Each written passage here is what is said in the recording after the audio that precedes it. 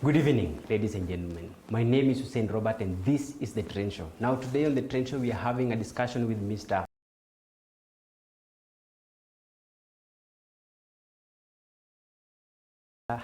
Is a teacher by profession, having been a member of staff at CUER, that is a Catholic University of Eastern Africa, is a Dean of Student at Riara University, and most importantly is the winner of 2021, the University Ideas Graduate Competition.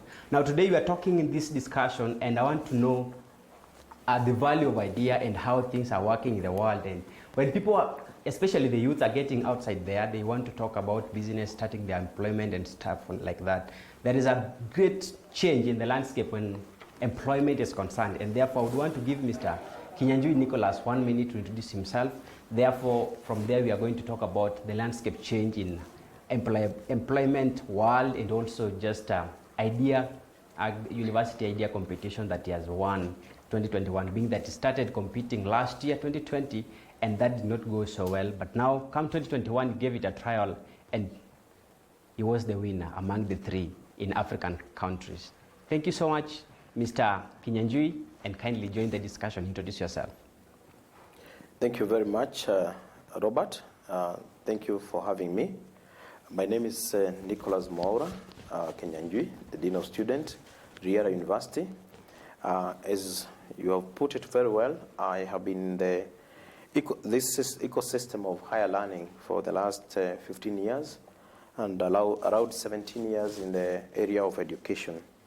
So therefore, I have seen a lot of changes in the ecosystem. I've seen also, and I know what is needed in this space so that the young people, the students, the practitioners, everyone involved can play a critical role in terms of making a valuable contribution to helping the young people become productive during their school time and after school time. That is, whether they are in the universities or after they graduate from the universities. When it comes to the issue of employability or proper consumption of the graduates by the industry, what is very critical is to understand that education is an investment. And when you invest in education, just like any other commodity, I know there are a lot of arguments on whether we should commodify education or education is a social service, but we need to have a balance of the social aspect of education and also the commodity aspect of education. When the government, the community, the individual put themselves in an education system, it is an investment, and at the end of the day, they expect to get the profits. They need to reap the benefits. So it is waste when you have very many young people go through an education system, and upon completion of the education system, you find that they are not productively engaged. And when we talk about productive engagement, we are looking at whether it is employment. There is the aspect of employment. There is the aspect of themselves creating opportunities for themselves. That's where we talk about people being enterprising, being entrepreneurial. So the ecosystem in higher learning globally has been trying to respond to a youth problem of very many young people leaving university with very many degrees in different fields who are not getting opportunities to utilize their knowledge and skills. Your journey when it comes to Access, that is the Africa Center for Career Enhancement and Skill Support. The global journey now is to try to respond to the serious problem of unemployability. Yeah. Young people and even elderly people, when you talk about employability, it doesn't have to deal mainly with young people. But I want to concentrate with young people because basically they're the ones who are going through the education system. So the world is trying to ask them, the educators, the stakeholders, whether it's the government, the industry, the parents, all of those involved are trying to ask themselves, how do we best make use of graduates? Yeah. So Africa's Center for Career Enhancement and Skill Support, which is housed under the University of Leipzig in Germany, funded by the federal government of Germany, the Germany Academic Exchange, what we call DAD. What they are trying to do is to try to support the African nations, and particularly in countries Kenya, Benin, Tunisia, Nigeria, Ghana, and Rwanda. Lecturers in those countries are challenged to come up with a very innovative ideas which, if applied, can solve the problem of employability. In this case now, in terms of this access competition, there were participants from across those countries I mentioned, and all of them it could be in a country, you could have like maybe 50 and so on and so forth. So out of all those ideas, they went through judgment. There were judges, global judges, mainly German judges, European, Americans, and African judges. They went through all those ideas and selected only 3. And as I say, this is a story of resilience, because last year I tried, I did not succeed. This year, I said I'm going to give a trial because I believe there is something I can propose. I have an idea that I can propose that can help to solve the problem of unemployability in this region. And perhaps it can be applied globally. And this idea which I'm proposing, I'm talking of double EIF. That is educate, engage, impact, and feedback. So you educate the person, and as you educate this person, he is engaged in the industry, in business. So the person is educated in an environment where he is likely to work in the future. Because the argument is, why do our students spend all their lives in a university where they are not going to work? Look at the most practical courses like medicine, engineering, and so on. We don't have a lot of challenges in employability. But when it comes to social sciences, business, you find our graduates have problems. Why? Because they are not mentored and provided with the right work skills, the right hard skills, the right cognitive skills, so we talk of hard skills. Hard skills basically have to do with the skills in a particular area. We talk about competencies to understand, to relate, the soft skills with other people. So we are talking also about the human ability to connect with other people, to be able to manage themselves and to manage the task. So all these, the young person can only be able to gain this if we expose them to the industry. We expose them to the community, and the community needs to give the feedback. So the aspect of the feedback, so they are impacting by the fact that they are being utilized when they are very young and at an age of ideation. But at the same time, because young people are very idealistic, look at yourself now. You have come up with a show. When you grow older, if you would be asked whether you'd have done a show, maybe you'll say, with all this criticism and all that, I am not able to do it. But a young person is a person full of ideas. They are very idealistic. So you are giving them a chance to impact when they are very idealistic. And then the feedback they are getting from their mentors, they are getting from the faculty, they are getting from the society. So they are being embraced. This idea is very EIF is a very good idea. And how do you think it's going to be applicable in a society where everyone is struggling to work out things, and at the end of the day, how is the society going to give feedback to the learners and also the facilities where they are learning? Very good question. I think it's a very critical question, and I know as we continue the conversation, quite a lot of debate will come out of this, but this is not something that is happening in a vacuum. At Riara University, we have already started implementing this, and it's working very well. You are aware of the unit Corporate World Skills, where we are bringing the people from the industry to teach the unit. Yes. Okay, so the facilitator, first of all, is a HR professional who is a consultant who has brought the people from the industry to be part of the education system. Now, what we want to do again, you're aware we have a very robust internship, community service, and other practicum programs in the university. You're aware that every week we have professionals from the industry, whether it's from diplomatic corps, whether it's from the government, from banks, and all sectors of the economy are coming to Riara University every Wednesday to have an engagement and encounter with the students in our halls. We also have the eye center, isn't it, for the technical guys. So this is not something we are doing in a vacuum. A survey I conducted among our former students, tracer study, in 2018, showed that the graduates of the prior years, we are having a 93% absorption. And 97% of those, you find that they are already absorbed by the industry or the in the world of employment even before they graduate, 6 months to graduation. So, which can be now, we can say this is as a result of what is going on in the university. So there are practical examples of how this can be done. So right now we have an engagement with what we call education collaborative, which is under Ashesi University in Ghana. It's a collaboration in Africa where we are trying to look at the best examples, exemplar institutions which are employing employable programs. You are aware now we are also under the British Council supported program to accelerate entrepreneurship in Africa, joint both in Africa and the UK. So all these programs are all going to come together to try to build a better person in this university.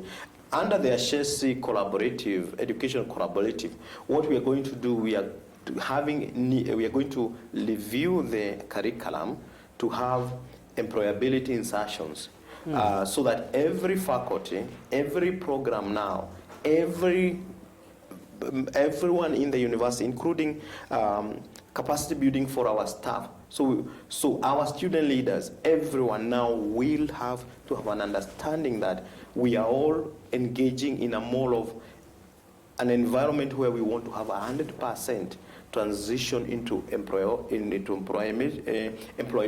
or maybe entrepreneurial activities. So we want every graduate from this university to be employable. What that means, when we succeed in this program, the university will be more and more marketable, because no one wants to invest in an institution where their sons or daughters will spend 1, 2, 3, 5 years or never getting employment or never getting productively engaged. So it's not really about employment only, okay? Yeah. And not only employment, it's also a long-lasting employment or being employable. It means you will last in employment, you last in business, you be competitive for life.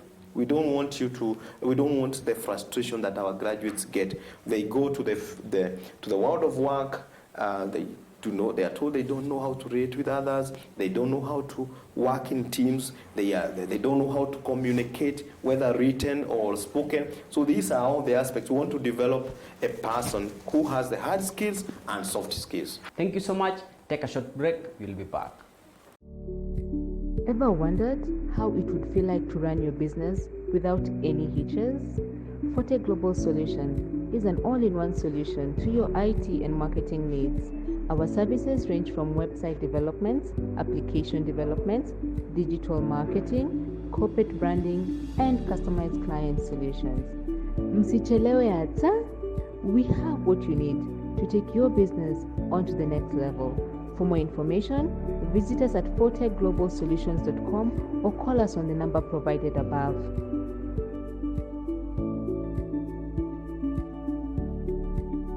Mr. Kinyanjui, leadership. Why do you have a lot of passion in leadership? Thank you very much, Robert. Yes. I think leadership is a subject that I'm very passionate about. As John C. Maxwell says, the greatest challenge is that people are appointed into positions of leadership, maybe because of maybe the academic merit, the technical merit, but when it comes to leadership merit, there is no school for leadership. And as Chinua Achebe puts it in the novel Things Fall Apart, when the center cannot hold, things do what? They fall apart.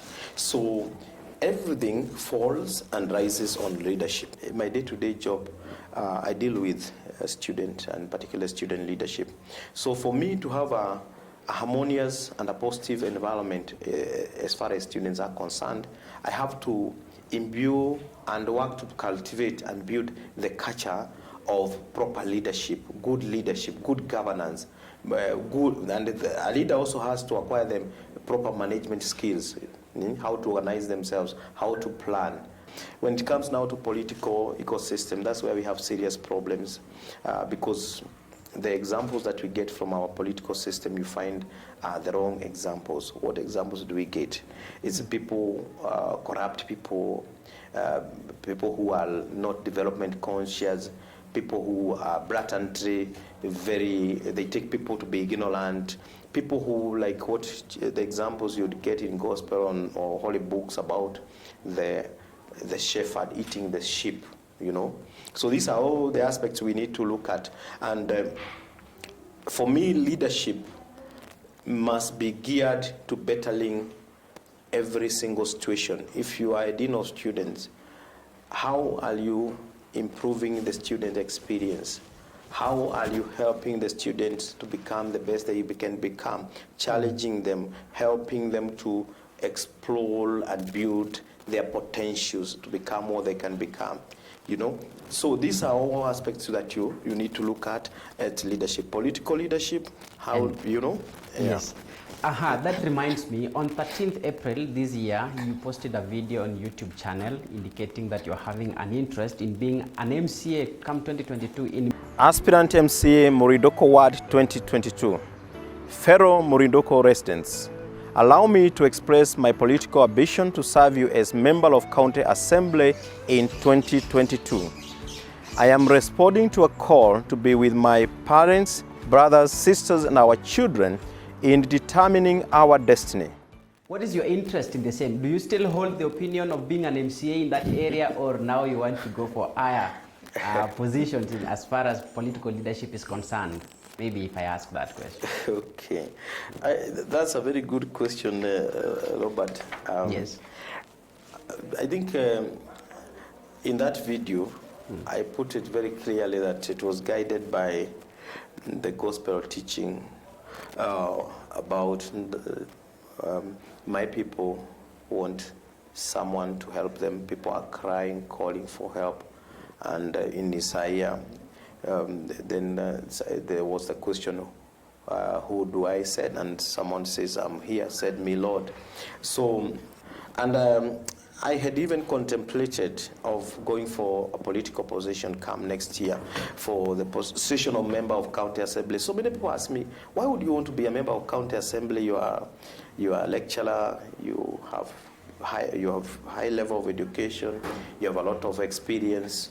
Why would you want to go and kukanyanga matope na watu huko mashambani ambao hawajasoma na nini? So I said, I want to go be part of my people, make a difference. Though this now has evolved over time, and I would say there is a serious problem in Kenyan politics, because my experience when I have been going up country or talking to people up countries, they start now seeing a money. I think they start seeing a small bank. Yeah, they start telling you somebody is sick, somebody has died. School fees, I have not cleared my school fees, I don't have my certificate. Oh, send me money for this and that. So we have serious problems in our political system, the way our people understand politics. And I have done a lot of consultation. I am a person who really listens a lot. And I also reflect a lot. And I can tell you at the moment I made a decision to remain in the academia. Okay. I want to grow myself in the area of academics, finalize my PhD. You have seen, as you said, I have won quite a number of awards, and I've done a great contribution in terms of coming up with programs, particularly here at Riara University, which are going to help the student experience. Yeah. But what I have decided also is to remain a person of influence in the coming elections. I will not run actively I will not run for office, but I am going to influence and shape decision making both at the local at national level. My intention is, after I have served in the academia, maybe for the next 10 to 15 years, let alone I could go for other positions, whether it's gubernatorial or whichever positions will be there, if that will be the best thing to serve people. But I think to lead, you don't have to be a politician. To impact, you don't have to be a politician. But I want to be involved more and more in leadership, in the way people think and the kind of leaders we have in our counties, especially my home county, Kinyanjui.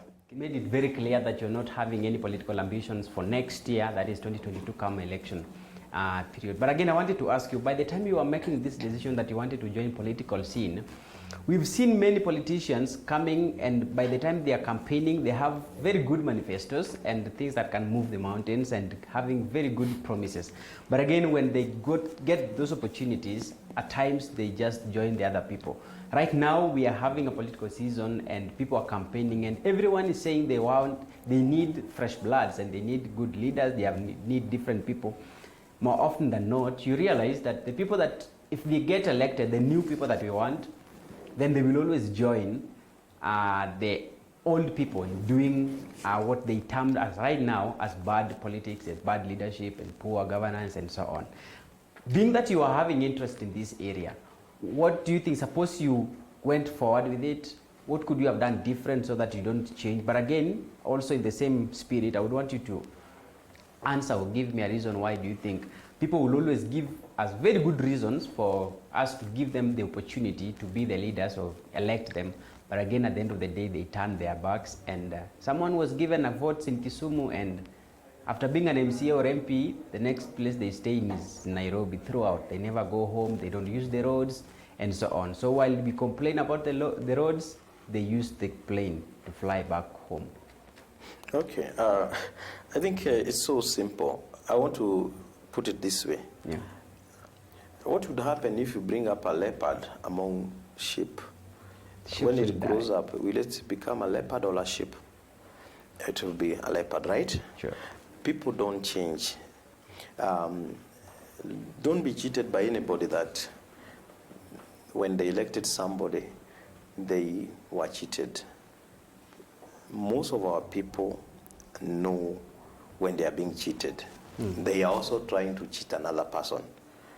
Take an example of our political scenario at the national level. Our politicians are going around the country, isn't it? Dishing a lot of money. Where does the money come from? Where is the source of the money? That money belongs to the people. It's stolen money, right? Sure. And you're very happy you've been given $1 million. I have heard the prostitutes now in different counties asking for a certain presidential candidate to go there and give them $1 million to share. You have heard of that story? Yeah. Yeah? They will all be given the $1 million, no problem, isn't it? And they say that person, they will say that person or another person is a very good person. So when you're being given vote to vote a person, and it's a person that you know very well, is not an honest person. And I'm not referring to a particular presidential candidate or individual at this moment, but I'm just giving an example even at your own area. When you do that, are you genuinely thinking that that person is going to change? That person will not change. That person, people don't change. The more you see here, if I'm not able to be generous and to solve problems and to engage people and to work with the people, there is no much change. People remain themselves. I know there is salvation. We are all aware about salvation. People get saved and transformed. But there are very few people who really change much. So what I want to tell you, Robert, is that when people say that somebody came, promised us they would do this and that, and they didn't do. We knew, for instance, President Kibaki was a development conscious. We knew he was an intelligent. We knew he was a good leader. He was a leader. When he appointed you, gave you a job, you'd do the job and I would respect. Yeah. We know President Kenyatta is a caring person, certain values, even before he was elected president, right? Yes. We know a certain candidate has this and these qualities. What makes you think they will change when they become president and they become an MC or an MP? So what I'm simply saying is that you do not entrust good governance to people. You entrust good governance to good institutions. You respect the Constitution. We have mechanisms to enforce the Constitution. A good example, I want to give a very good example, which anyone listening, if they were to implement this in their areas, then there can be good development. The Constitution is very clear that any development program, any activity in an area must be budgeted, planned for through a consultative process. People must be involved.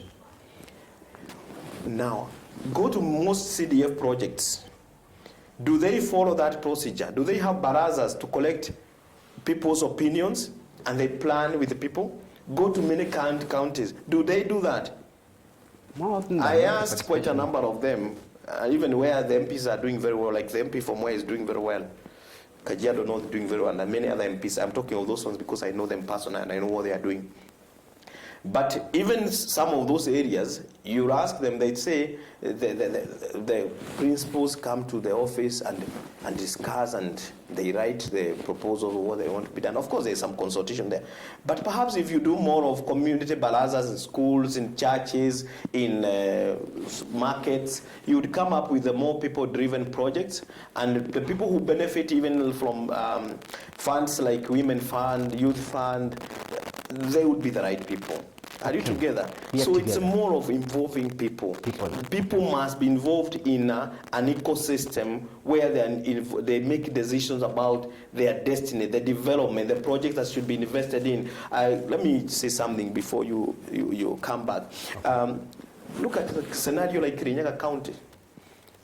A governor goes to a national television in a national event and says, I have come up with projects which bring this kind of money in people's pockets every day.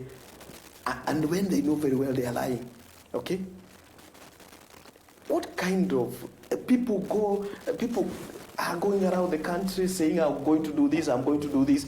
If I am elected, I'm going to turn around your lives. Yet they are in power, they have means to do it, and they have never shown any intention to do so. So people don't change. And the moment we start electing people who we know are genuine, but more important, it's not even about people. Let's have the right institutions. Once you have institutions and the Constitution is enforced properly, then we'll have good governance. Because, like myself as a dean of students, I can't do what I want. I have to do what is proper. There are ways I am supposed to behave. There are ways I'm supposed to manage resources. There's a way I'm supposed to conduct myself in place of work, in my relationship with students, with colleagues. That code of conduct is enforced the same way. We have good governance in corporate in this country. Let's have good governance in public institutions. Okay. Now, I think I'll be having 3 questions to ask you. Now, the first question I will ask you to give me the leadership Riara University, being that you are serving at, you are the intermediary between the university and the students, that is council, ROSA, chaired by one Shabat Juma. How is the relationship and their performance, and how do you relate with them? That is a 1 minute or 2 minute discussion. I would get a response from you, if you have one. Thank you very much. For me, I'm very happy in that whenever I have had an opportunity to head an institution like the way I'm heading the institution of the student life at Riara University.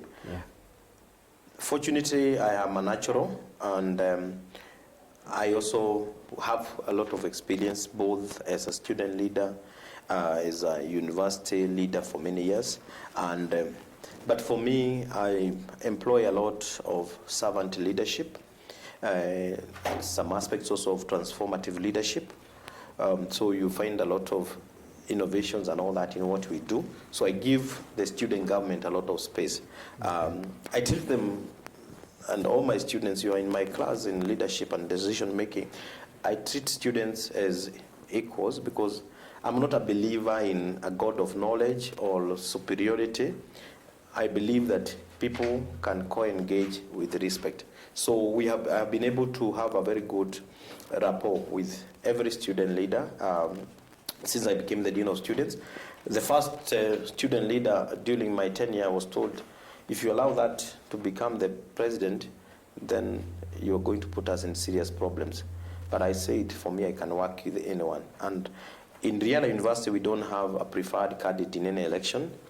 We give everyone a chance to run for office. When you take over office, if your intention is to serve the students and to serve the university and to grow this environment, this space during your time to do a good job, we create an enabling environment. There are rules and policies that govern, so why would there be problems? I'm in charge of the things, and the student leader I also give him a chance to be, or her, to be in charge of things. And I think you can bear witness that the kind of relationship that exists in this university is more of a friendship. And yes. There is a lot happening because I have given students a chance. I wish you could ask me about the enterprise and innovations and clubs. Now, that was the last question I was saying that I was going to ask you. Now, this week at Riara University, we're having Entrepreneurship and Innovation Clubs Week. Yeah? I want you to talk about it in just a minute so that we can conclude. Thank you. The discussion. This is a groundbreaking event in the university, emanating from the student life. Yeah. I know from the part of the faculties like computing science and business, they would be expected to do a lot of such programs. But for late emanating from students and the dean of students, it's a new thing, because what we are having here is where the students have looked at their environment, assessed the environment, and found that a lot of students are very enterprising. They are very innovative. They have very good ideas. They have startups. They have entrepreneurial activities. Then the question we ask ourselves, the student government, how can we create an enabling environment, or an environment where we give room for student initiatives to thrive? So the gist of Enterprise Innovations and Clubs Week is creating an environment where student ideas can be incubated to become opportunities in terms of innovations, in terms of businesses. And these businesses, we are going to take them through a process of training. We have our partners, as I talked about, the Access Africa Center for Career Enhancement and Support and Skill Support. We have Asheshi Education Collaborative, where we are changing our curriculum to put a lot of effort in this area.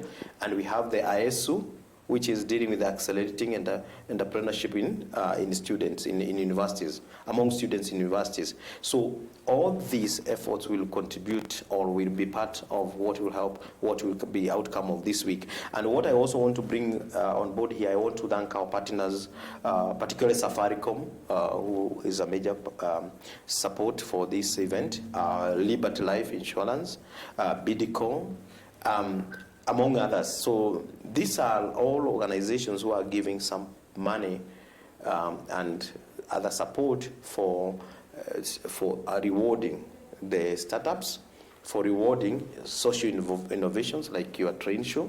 I don't know how many people know that this is a purely student initiative, the train show done by our students here at Riara University, yourself being the lead, and the wonderful ladies and gentlemen you are working with in the back end. So these are all examples of the people we want to reward and to encourage until they grow this. I would love one day to see this being one of the greatest shows in the country. Yeah. So these are some of the things which are happening this week. And I want to encourage the students to take advantage of the spaces we have provided. We have provided spaces for market where they can sell their goods and others can buy the goods. The faculty, the members of staff, the friends can come and purchase the goods. So we want to create that entrepreneurial, a kind of business-oriented environment. So in other words, we are just trying to do away with an environment of idleness.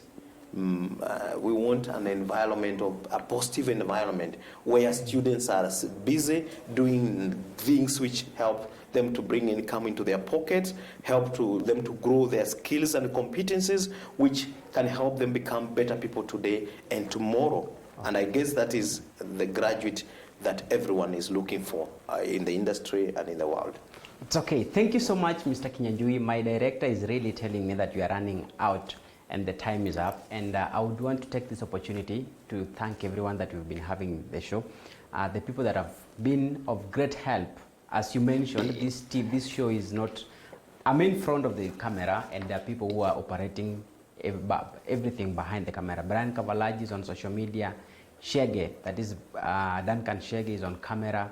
Yvonne Sure is on the producer, and also another producer, that is Muito Mudhoni, is our producer. Sam Wambua was here, operated the audio, and Obat Masira was also here. We did the lights. Steve was also here. Mr. Kinyanjui, your last word as we close the show. My last word is for everyone watching this show, particularly the young people. Your potential is unlimited, and I'll tell you, as Eleanor Roosevelt said, the future belongs to those who believe in the beauty of their dreams. So I did dream, and you make it. You'll be very successful. It was really nice being in this show.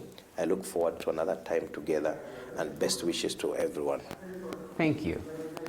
Ladies and gentlemen, we have come to the end of this discussion, and thank you so much. This has been a talk with the Dean of Students, Riara University, and the winner of University Ideas Graduate Employability, organized by Access, that is Africa Center for Career Enhancement and Skill Support. My name is Hussein Robert, and this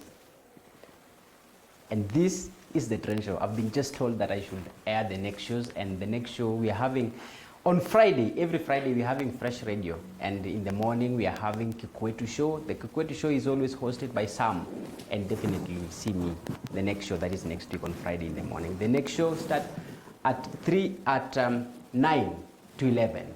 Then there is a show that starts at 2, that is a Roroa Show led by Brian Kavalagi, starting at 2 up to 4.